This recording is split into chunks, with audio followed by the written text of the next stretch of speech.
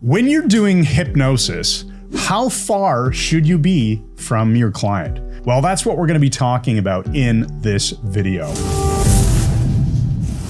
Yeah, we're going to discuss not only proxemics, which comes from Edward T. Hall, but positioning with your client, which is something that not a lot of people seem to teach. Okay, now where did this come from? We were inspired because I got an email from our good friend Sean Michael Andrews. He'd sent an email out to his email list, and it was talking about the proxemics of hypnosis and how far away you should be from your client, backed up with some research. It was an interesting comment. And Mike and I thought, you know what? We should talk about this. Credit Sean for the idea. Yes, thank you, Sean. And then also discuss the positioning, because we want to talk about not only how far away should you be, but how should you position yourself relative to your client when you're in person. Obviously, this does not apply to Zoom sessions.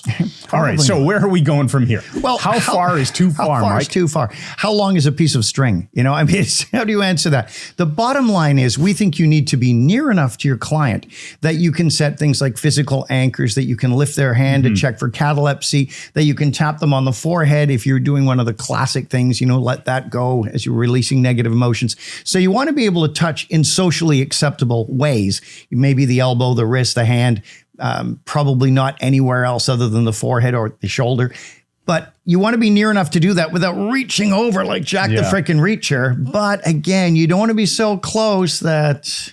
Yeah, exactly. So you're thinking about you don't want to be crotch snuggling. You want to be able, I'm looking at the monitor here just to check. Yeah. You want to generally be able to touch areas of like the head, like Mike said. I mean, if you're touching the top of someone's head or forehead, or if you're going to do a deepener like the shoulder press, you might want access to the shoulders and the limbs, like the arms, basically elbows, maybe wrist, maybe hand, something like that. Which requires being fairly close. Yeah, but you don't have to be, let's demo it in fact here. So you're not going to be right in there. Absolutely not. Maybe something like this. Our knees are not touching, but I'm something like this, you know, so I can reach his wrist. I'm seeing your hand floats, whatever we're doing. And I just was off mic there, so I hope you heard me okay. But the bottom line is you need to be near enough that you're not, you know, extending yourself, but don't go the other way. We've seen in our live classroom events, sometimes, especially if the area where people were practicing was getting quite busy, people would really be, I'll just demo like, really in there because there's volume and we don't want to get so close to someone that we're breathing on them. You don't want somebody breathing on you when you're going into trance because it can keep you out of trance. Okay, so now that we've talked about distance, and of course you wouldn't want to be too far away either because it breaks rapport. That's you want to be in a social range,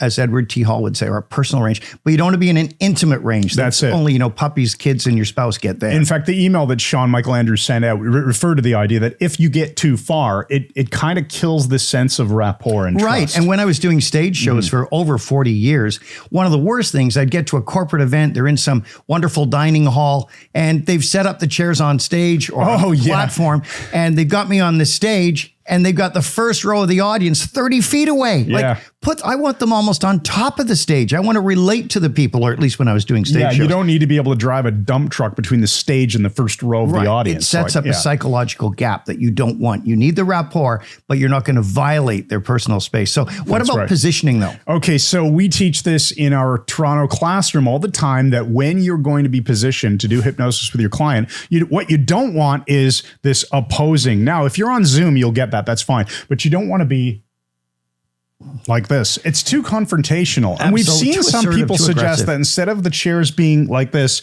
that you might go a little bit like that. And that's fine. We're okay with that. But here's what we prefer. Just angle the two chairs. Like this. Like Mike and I are right now. We're both facing on a bit of an angle with the focus point somewhere in front of us. And by doing that, I can calibrate his facial expression. I can touch his wrist or hand if I need to. I can do all of that, but I'm not face to face directly aggressive with him. It's too strong for some people, slightly at an angle. I know some people work where their chairs are like side by side, but facing different directions like this. I don't like that because if someone suddenly becomes extremely relaxed, they can tumble out of their chair and it's really hard to catch someone if they're going that direction beside me here. So we think this 90-degree angle to 45 degrees, just offset from each other, is really good. It enables you to calibrate. It's near enough that you can deal with them, you can help them, you can keep them in the chair, but it's not going to be violating their personal space.